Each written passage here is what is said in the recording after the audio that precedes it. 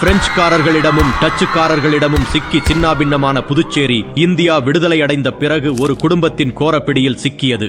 நேருவின் குடும்ப கட்சியான காங்கிரஸ் கிடைத்த அதிகாரத்தை அவர்களின் குடும்ப நலனுக்காக துஷ்பிரயோகம் செய்தது. காங்கிரஸ் ஆட்சியில் இருந்த காலம் மக்கள் வாழ்வில் ஒரு கருப்பு அத்தியாயம். வளர்ச்சிக்கு பதிலாக ஊழல், முன்னேற்றத்திற்கு பதிலாக பின்னடைவு, மக்கள் நலனுக்கு பதிலாக குடும்ப நலன், இவைகளை மட்டும் முன்னிறுத்தி காங்கிரஸ் ஆட்சி செய்தது.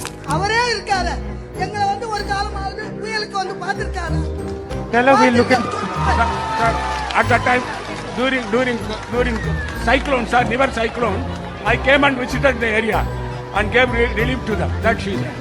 ஆனால் ஓநாய்கள் கூட்டத்தின் நடுவே சிக்கித் தவித்த நமது தேசத்தையும் அடிமைப்படுத்தப்பட்டு கிடந்த நமது மக்களையும் காக்க கர்ஜனையோடு பிடரிமுடி பறக்க வீறு கொண்டு வந்தது அந்த சிங்கம். அந்த கர்ஜனையின் கோபத்தை தாங்க முடியாமல் கபடமான ஓநாய்களும் நயவஞ்சக நரிகளும் பயந்து நடுங்க மக்களின் உரிமைகளுக்காக ஊழல் என்ற ஓநாய்களை ஒழித்து மக்கள் நலனுக்கான ஆட்சியை பிரதமர் திரு நரேந்திர மோடி தொடங்கினார். தொலைநோக்கு பார்வையுடன் தேசத்தின் ஒவ்வொரு குடிமகனும் ஒவ்வொரு மாநிலமும் தலைநிமிர்ந்து நிற்க வேண்டும் என்ற கனவோடு வளர்ச்சிக்கு ஒரு புதிய அத்தியாயத்தை எழுதத் தொடங்கினார். அதன் வழியில் பாரதி மண்டபம், காந்தி சிலை, ராக் பீச், மணக்குள விநாயகர் கோவில் இவைகளுக்கு பெயர் போன புதுச்சேரியும் இந்த மாபெரும் வளர்ச்சி பயணத்தின் ஒரு அங்கமாக இணைந்து புதிய அத்தியாயத்தை தொடங்கியுள்ளது.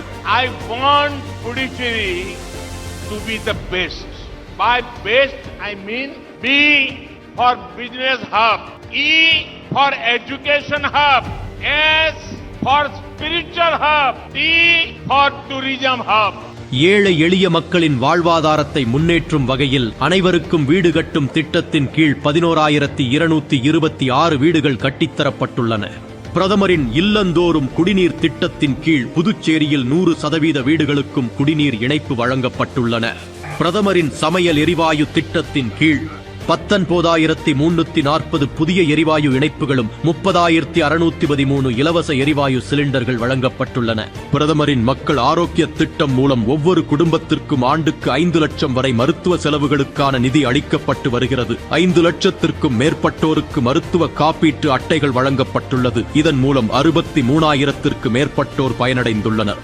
100 நாள் வேலை திட்டத்தின் கீழ் புதுச்சேரிக்கு கடந்த 5 ஆண்டுகளில் 19,926 கோடிக்கு மேல் நிதி ஒதுக்கப்பட்டுள்ளது.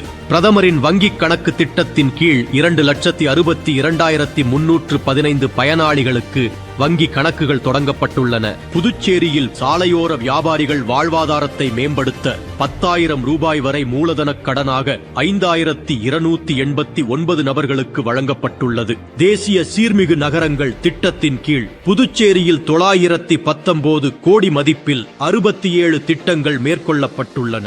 பிரதமரின் மீன்வள திட்டத்தின் கீழ் 291 கோடிக்கு மேல் மீனவர்களுக்கு பாதுகாப்பு உபகரணங்கள், மீன்பிடி படகுகளை மேம்படுத்துதல் போன்ற பல்வேறு நலத்திட்டங்கள் மேற்கொள்ளப்பட்டுள்ளது. இதன் மூலம் 77,000த்திற்கு மேற்பட்டோருக்கு வேலைவாய்ப்புகள் உருவாக்கப்படும்.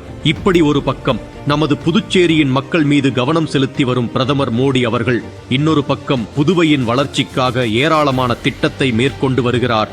புதுச்சேரி விமான நிலையத்தின் ஓடுபாதை முதல் கட்டமாக 1,500 மீட்டரில் இருந்து 3,300 மீட்டராக நீட்டிக்க ரூபாய் 450 கோடி மதிப்பிலான நிலங்கள் கையகப்படுத்தப்பட்டுள்ளது. புதுச்சேரி விழுப்புரம் இடையே 1,013 கோடி மதிப்பீட்டில் 29 கிலோமீட்டர் தூரத்துக்கான 4 வழிச்சாலையை பிரதமர் திரு மோடி அவர்கள் திறந்து வைத்தார். புதுச்சேரியில் சாகர்மாலா திட்டத்தின் கீழ் 749 கோடி செலவில் மொத்தம் 7 திட்டங்கள் தொடங்கப்பட்டுள்ளன. மேலும் ஒரு புதிய துறைமுகம் உருவாக்கப்பட்டு வருகிறது. ரூபாய் 491 கோடி செலவில் அமைக்கப்பட்ட ஜிப்மர் மருத்துவமனையின் காரைக்கால் வளாகத்தை பிரதமர் திறந்து வைத்தார். கனரக தொழில்கள் அமைச்சகத்தின் ஃபேம் 2 திட்டத்தின் கீழ் 23 கோடி ஸ்மார்ட் சிட்டி நிதியுதவியுடன் 25 பேருந்துகள் 15 நகர பாதைகளில் இயக்கப்பட்டு வருகிறது. பிரதமரின் இ-பஸ் திட்டத்தின் கீழ் புதுச்சேரியில் 75 மின்சார பேருந்துகளை வாங்க அனுமதி அளித்துள்ளது. அமிர்த் பாரத் திட்டத்தின் கீழ் 18.5 கோடி ரூபாய் மதிப்பீட்டில் புதுப்பிக்கப்பட்ட மாஹே ரயில் நிலையத்தை பிரதமர் தொடங்கி வைத்தார். தற்போது மாஹேயில் ரூபாய் 35 கோடி மதிப்பிலான மேம்பாட்டு பணிகள் நடைபெற்று வருகின்றன. புதுச்சேரி மரக்காணம் 4 வழிச்சாலை திட்டத்திற்கு ரூபாய் 2,157 கோடி நிதியை மத்திய அரசு ஒதுக்கீடு செய்துள்ளது. புதுச்சேரிக்கு பல்வேறு வளர்ச்சி திட்டங்களை நமது பிரதமர் திரு மோடி அவர்கள் தலைமையிலான மத்திய அரசு செய்து வரும் நிலையில், இன்னொரு பக்கம் புதுச்சேரியில் ஆட்சியில் இருக்கும் தேசிய ஜனநாயக கூட்டணி அரசோ மத்திய அரசுடன் இணைத்து செயல்பட்டு பல்வேறு மக்கள் நலத்திட்டங்களை ஏற்பாடுகளை செய்து வருகிறது. புதுச்சேரியின் உட்கட்டமைப்பு மேம்பாட்டு திட்டத்திற்கு 4950 கோடி ரூபாய் தேசிய ஜனநாயக கூட்டணி அரசின் சார்பாக ஒதுக்கப்பட்டுள்ளது. பசுமை போக்குவரத்து கொள்கை பட்ஜெட்டில் மேட்டுப்பாளையத்தில் மின்சார பேருந்து நிலையம் அமைக்கவும் பிற கட்டமைப்பு பணிகளுக்காகவும் 8.15 கோடி ரூபாய் ஒதுக்கப்பட்டுள்ளது. புதுச்சேரி ரயில் நிலையம் விமான நிலைய தரத்தில் உயர்த்துவதற்கு 92 கோடி ரூபாய் ஒதுக்கப்பட்டுள்ளது. சுமார் 17 கோடி ரூபாய் செலவில் அண்ணா திடல் மினி ஸ்டேடியம் சர்வதேச தரத்தில் சீரமைக்கப்பட்டு திறக்கப்பட்டது.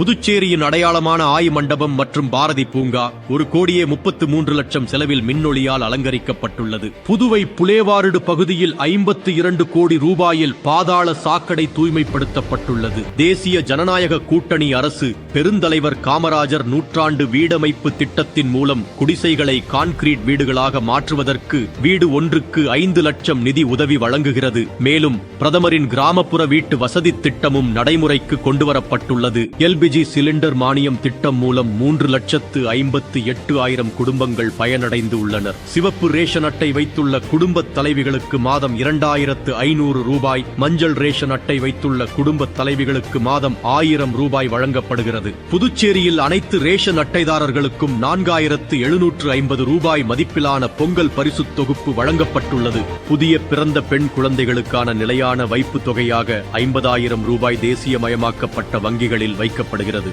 இதன் மூலம் ஆண்டுதோறும் சுமார் 6,000 குழந்தைகள் பயன்பெறுகின்றனர். மாற்றுத்திறனாளிகளுக்கான மாதாந்திர உதவித்தொகை பாதிப்பின் அடிப்படையில் 3,000 3,500 ரூபாயாகவும் 4,800 5,500 ரூபாயாகவும் உயர்த்தப்பட்டுள்ளது. புதுச்சேரியில் முதியோர்களுக்கான மாதாந்திர ஓய்வூதியம் 2,500 ரூபாயிலிருந்து 3,000 ரூபாயாக உயர்த்தப்பட்டுள்ளது. புதுச்சேரியைச் சேர்ந்த விதவைகளின் பெண் வாரிசுகளுக்கு வழங்கப்படும் திருமண நிதியுதவி 30,000 ரூபாயிலிருந்து 40,000 ரூபாயாக உயர்த்தப்பட்டுள்ளது. புதுவையில் உள்ள பழங்குடியினர் மற்றும் பட்டியல் சமூகத்தைச் சேர்ந்த பணிபுரியும் பெண்கள், கல்லூரி மாணவிகள் மின்சார ஸ்கூட்டர் வாங்குவதற்கு 75% மானியம் வழங்கப்படுகிறது. மீன்பிடி தடைகால நிவாரணத் தொகை 6,500 8,000 உயர்த்தப்பட்டுள்ளது. வறட்சி கால உதவித்தொகை 3,000 6,000 உயர்த்தப்பட்டுள்ளது. டிட்வா புயலால் சேதமடைந்த படகுகளின் உரிமையாளர்கள் 50 பேருக்கு தலா 10,000 ரூபாய் நிவாரணம் வழங்கப்பட்டது. தேசிய ஜனநாயக கூட்டணி அரசின் சார்பாக 4.4 கோடியில் 86,000 மாணவர்களுக்கு கம்பு, சோளம், ராகி போன்ற சிறுதானிய பிஸ்கட் மற்றும் இனிப்பு வகைகள் வாரத்தில் 2 நாட்கள் 486 பள்ளிகளில் வழங்கப்பட்டு வருகின்றன. புதுச்சேரி அரசு பள்ளி மாணவர்கள் இளங்கலை பட்டம் பயில மாதம் 1000 ரூபாய் வழங்கப்படுகிறது. அதேபோல 2025-26 கல்வியாண்டில் விடுபட்ட மாணவர்களையும் சேர்த்து லேப்டாப் வழங்கப்பட்டுள்ளது. புதுச்சேரி வரலாற்றில் முதல் முறையாக ஐடி மற்றும் சிஎஸ்சி முடித்த பட்டதாரிகளுக்கு மாதம் 10,000 ரூபாய் உதவித்தொகையுடன் ஓராண்டுக்கு டிஜிட்டல் பயிற்சி வழங்கப்பட உள்ளது. 2025 ஆண்டில் மட்டும் 5,000க்கும் அதிகமான இளைஞர்கள் புதுச்சேரி அரசு துறைகளில் பணியமர்த்தப்பட்டுள்ளனர். இளைஞர்களுக்கு அதிகளவில் வேலை வாய்ப்பை உருவாக்க புதுச்சேரியில் விரைவில் ஐடி நிறுவனம் வரவுள்ளது. புதுச்சேரி மண்ணை பொலிவுற வைத்ததோடு மக்களின் அடிப்படை வசதிகள், பெண்கள் நலன், கல்வி, வேலைவாய்ப்பு, விவசாயம், தொழில், மீனவர்கள் நலன் என சமூகத்தின் ஒவ்வொரு தரப்பினரின் வாழ்வாதாரத்தை மேம்படுத்தும் வகையில் தொடர்ந்து உழைத்து வருகிறார் நமது பிரதமர் திரு நரேந்திர மோடி அவர்கள்.